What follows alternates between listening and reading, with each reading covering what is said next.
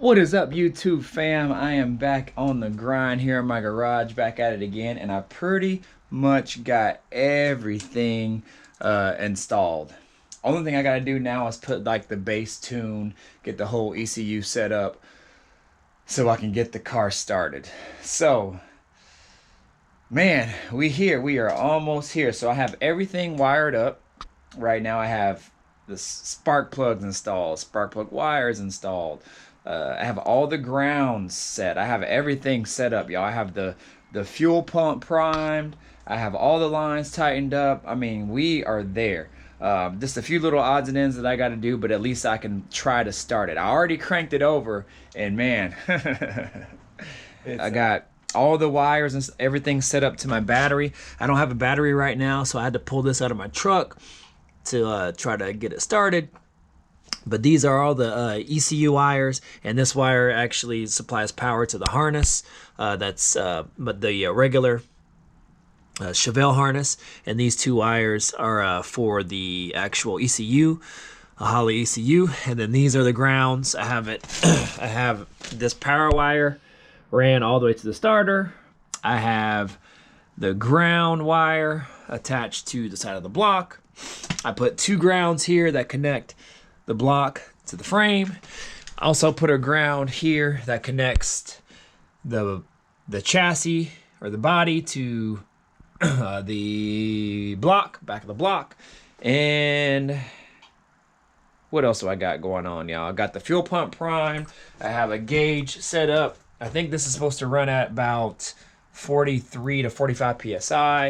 I still gotta install the O2 sensor, but there's a warning sound here that says don't install it yet. Make sure you read the instructions, so I didn't want to install it yet. I have everything kind of temporarily wired in. This is my heater, so when I sit in the car I could have heat. But ECU is there. I actually put a relay, if you can see it right there. I tied in a relay to my fuel pump. It says that you can you can actually run the fuel pump as long as it doesn't go over 15 amps. It doesn't need 15 amps or more.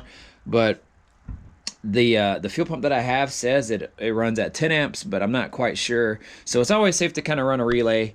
And so I have that installed. So hopefully I have it wired correctly and that works. There's a couple more wires that comes from the ECU and the harness that need to have a 12 volt keyed on. And there's another one that has to be supplied straight to the battery. So I just hooked those up to my fuse panel, for the one to the ignition keyed on, and then one to the hot lead on my hot terminal on my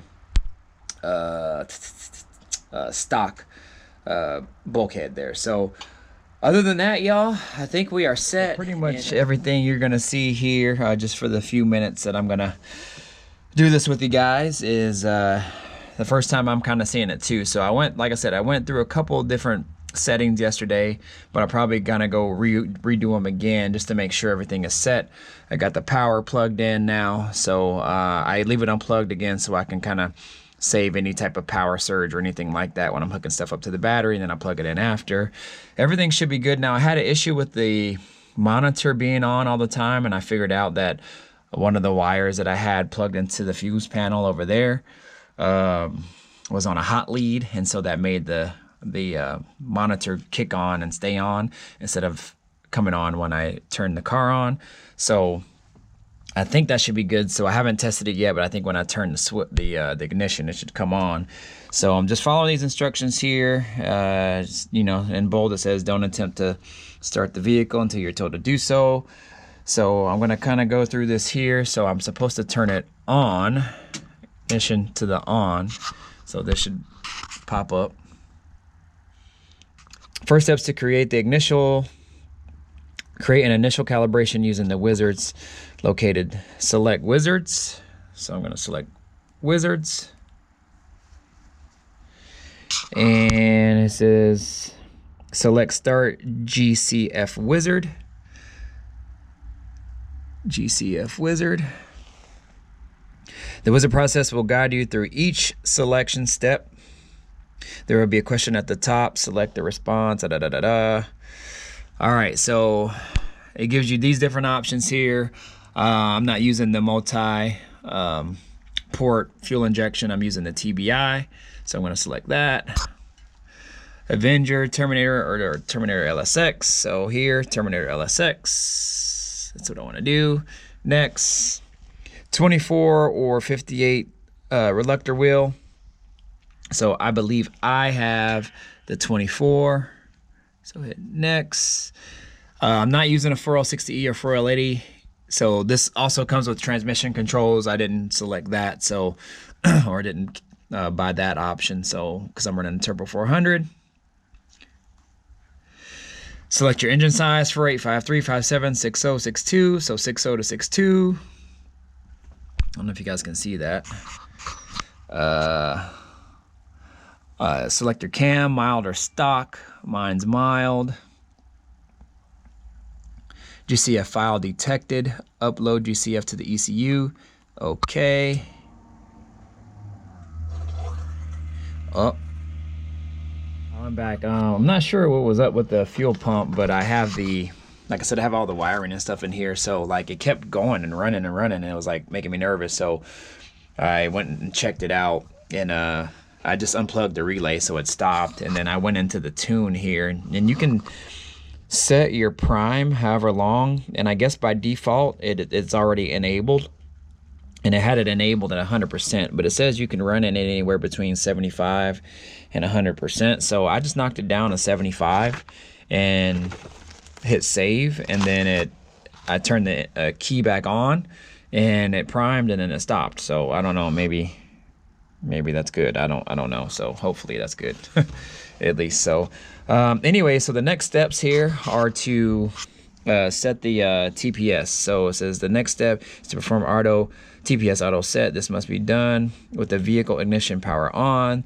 This must be done on a brand new system, otherwise the injectors and ignition will not be fired by the ECU. I totally forgot to turn the camera back on since I was reading these directions here, but it says basically what you're supposed to do is to make sure the ignition is on, which it was. Slowly press the pedal down to the floor twice.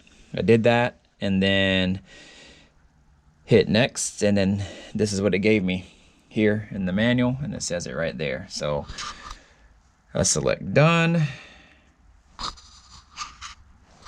Let's see what it does. Done. Boom. Takes me back to the main page.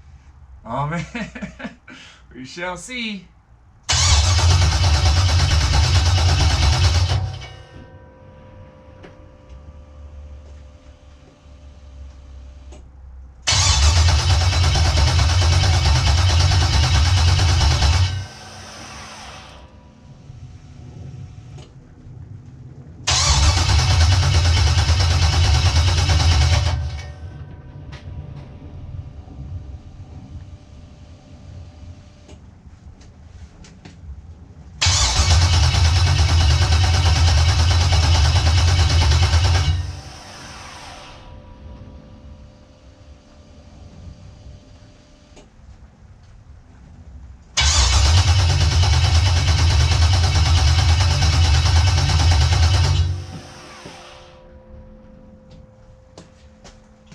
Yeah, I don't know. Maybe it's...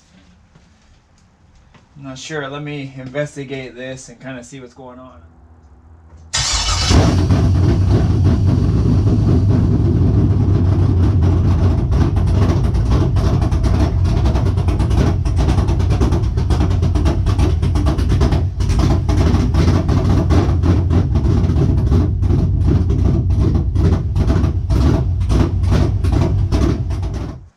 All right, y'all, and there she is. She is alive. She is alive, y'all. Man.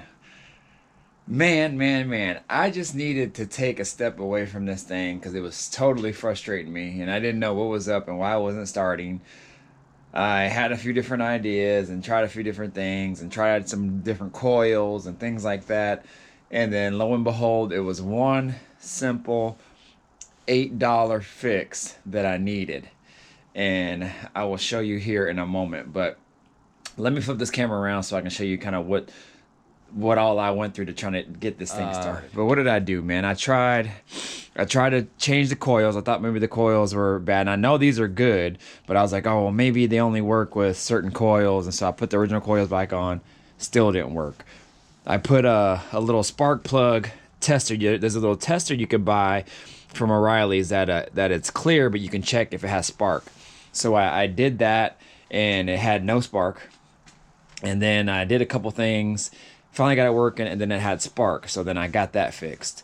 What else did I do? I thought maybe it was a TPS, or I don't know. So I reset that. I reset the whole base map on the computer. That didn't work. It was spitting up all kinds of freaking fuel and stuff outside there. And I was like, damn carburetor stuff. Man, I was like, man, I hope I don't regret doing this. But anyways, I tried to mess with some different settings and things like that. That didn't work. What else happened? Some wiring. I tried to, set different grounds, make sure my grounds were good and all that. Didn't work. And again, what I mean by didn't work, it would start, but it would like immediately die, or it would try to start and it would just like kind of struggle, and then it would like backfire out of the carburetor and blow smoke and all kinds of stuff, and it just, something was off. And then took a step away for a while, y'all, and ended up finding out this what it was. I got this piece of cardboard here so I can kind of control the exhaust fume somewhat, so a little bit. But anyways, this is all what it was. $8 3-inch 3-inch thick 18 inches long of exhaust pipe. And what I have found out is when people were trying to start their car with open headers, the O2 sensor right there, if you guys can see it right there where my finger's pointing, that being too close to the end of the header, it was allowing it to breathe in or sense fresh air, and it was throwing the sensor all out of whack. So it would add fuel, crazy amounts of fuel, and it would just make the engine just run super crappy, and that's what allowed it not to actually run or even start for that matter. So what I found out is you need 18 inches of pipe at least after the collector or after the O2 in order for it to sense correctly and work correctly. And lo and behold, I bought that one, and I wanted to buy another one, so I went and got another one, put it on the other side, and as soon as I started the car, cranked it over, it started. And that's all it was. So yeah, y'all, that's all it was. Just a $8 18-inch piece of pipe, and now we're running. So anyways, what I'll probably do from here is I'll use that pipe. I bought some clamps too already so I can clamp it down, and I have some extra set of mufflers in the back, some Flowmaster mufflers or something. I think what I'm going to do just for the meantime is put those mufflers on the end of the extensions here, just so I can kind of muffle the sound, so if I need to move the car back and forth and when I take it to my buddy, it doesn't sound like a freaking NASCAR. But I wish you guys could hear it in person, man. It is low B, and I'm loving it. So I can't wait to hear what it sounds like with full exhaust and tuned and everything. And man, just think of how long this car has not seen life. And today, for the first time in who knows how long, how many years, this car came back to life, y'all. And man, it's awesome. It's just a phenomenal feeling that you could take something almost left for dead and turn it around and flip it around and just bring it back alive again. And this is just the first stages. It's been some long hours, but we making it happen. So anyways, I gotta stop rambling, y'all. I gotta get ready because we gotta leave in like a half hour. I still haven't took a shower or anything like that. But anyways, y'all know what to do, man. Get in the comment section. Let me know what you think about the car starting and what you think it sounds like, y'all. I'm loving it. I hope you're loving this build, y'all. Keep following along with me because it's about to go down. Major step in the Chevelle build. Major step in the right direction, and it's going down. All right, holla. Deuces, and peace out, y'all. Like, comment, subscribe, do all that good stuff. I'm out.